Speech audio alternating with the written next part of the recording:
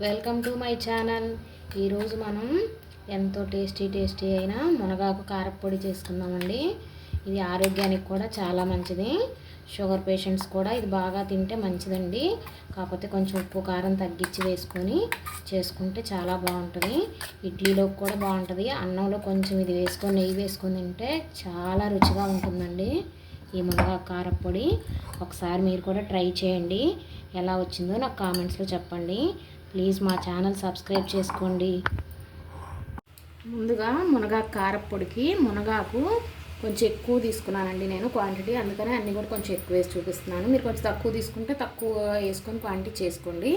మునగాకు ఒక రోజు ముందే కడిగి బాగా ఆరబెట్టేసుకున్నాను.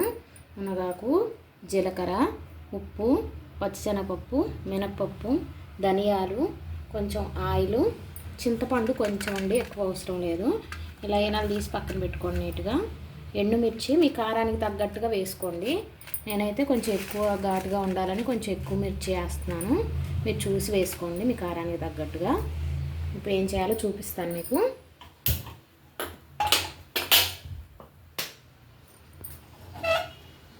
ముందు ప్యాన్ పెట్టేసుకుందాం. ముందుగా కొంచెం ఆయిల్ వేసుకుందాం. ఒక స్పూన్నర వేసుకున్నాం, అంతకంటే ఎక్కువ అవసరం లేదు.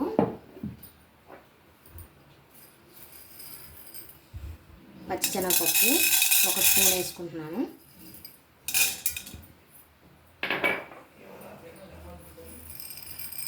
ఒక స్పూన్ మినప్పప్పు,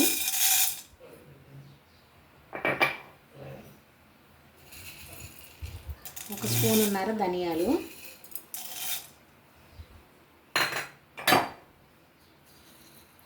ఒక స్పూన్ జీలకర్ర,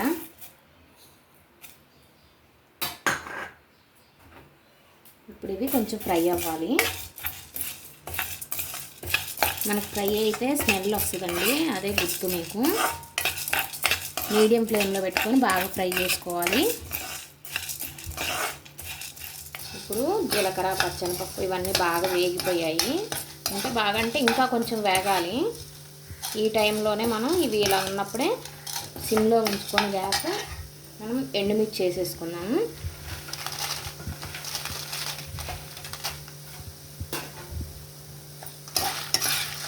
ఇప్పుడు ఇంకా కొంచెం అవి వేగాలి కాబట్టి పప్పులు, ఈలోపు ఎండుమిర్చి కూడా వేగిపోతాయి. ఎండుమిర్చి బాగా నల్లగా చేసుకోవద్దు, కొంచెం ఫ్రై అయితే సరిపోతాయి. ఎండుమిర్చి కూడా కొంచెం ఫ్రై అయిపోయాయి. మరి నల్లగా వస్తే బాగోదు, అప్పుడు పొడి కూడా నలుపు వచ్చినట్టు అయిపోద్ది. ఎండుమిర్చి మాడకూడదు, కానీ వేగాలి. ఇలా కొంచెం ఇలా ఉబ్బినాయి అంటే మనకు వేగిపోయినట్టే. చూసారా ఇలా ఉబ్బినాయి కాయలన్నీ. ఇలా ఫ్రై చేసుకున్నాం కదా, ఇప్పుడు దీన్ని తీసి ఒక ప్లేట్లో వేసేసుకున్నాం.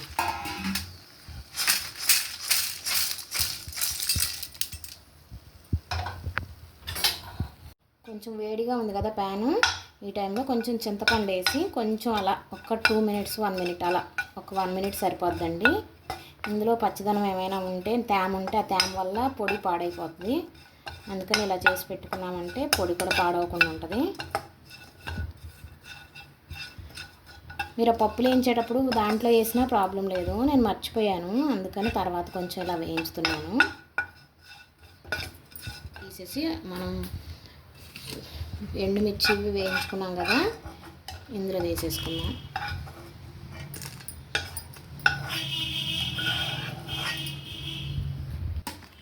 ఇప్పుడు మునగాకు కొంచెం పెద్ద కప్పుడే తీసుకుంటున్నానండి నేను. ఆయిల్ ఏం అవసరం లేదు.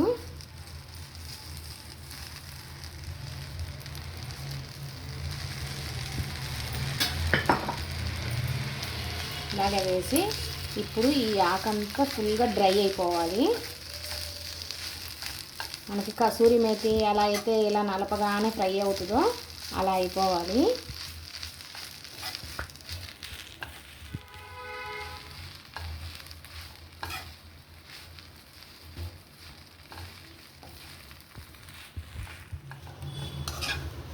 మునగాకు ఇలా బాగా కలుపుతూ ఫ్రై చేసుకోవాలి. బాగా ఇలా పొడి చేస్తే పొడి అయిపోవాలి, అలా ఫ్రై చేసుకోవాలి మనం. ఉంది, సగం ఫ్రై అయిపోయింది. ఇంకా బాగా ఫ్రై అవ్వాలి. ఇలా ఏమైనా ఇట్లా ఆకులు ఉంటే ఇలా విడదీసేయండి. కొంచెం ఎక్కడైనా ఆకు తేమ ఏమైనా ఉన్నా కూడా ఇలా అంటే మొత్తం ఆకు తేమ ఏమి లేకుండా అంతా ఫ్రై అయిపోద్ది. ఇంకా బాగా ఫ్రై అవ్వాలి.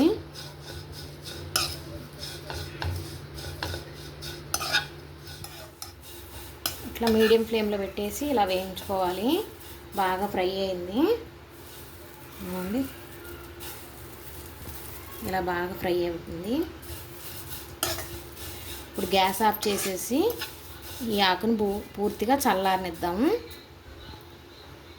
మనం వేయించుకున్న ఎండుమిర్చి, మినపప్పు, ధనియాలు, జీలకర్ర ఇవన్నీ బాగా చల్లారిపోయాయండి. ఇప్పుడు ఇందులోనే ఒక 1/2 స్పూన్ పసుపు వేసుకుందాం.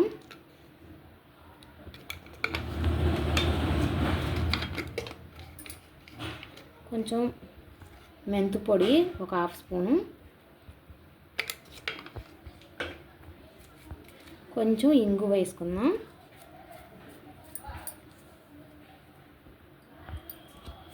ఇప్పుడు మనం వేయించి పెట్టుకున్నాం కదా ఇలా క్రిస్పీగా. ఇప్పుడు ఈ క్రిస్పీగా వేయించుకున్న మునగాకు కూడా ఇందులో వేసేసుకుందాం.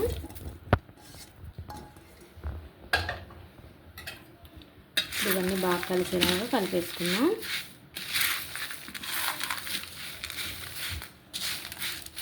వెల్లుల్లి రెప్పలండి,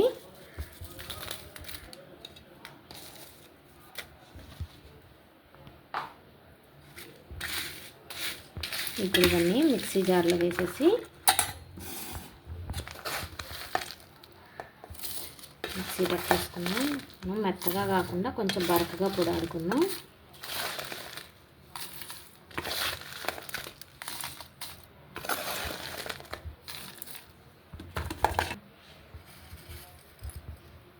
ఉప్పు కూడా వేసేసుకుందాం.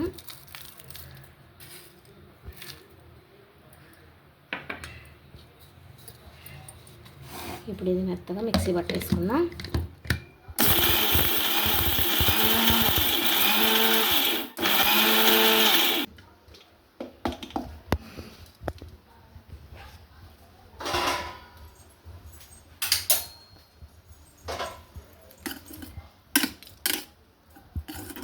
ఇలా ఒకసారి మధ్యలో కలుపుకుంటూ మిక్సీ ఆడేసుకుందాం. ఇంకొంచెం అండి, కొంచెం అక్కడక్కడ పప్పులు ఉన్నాయి.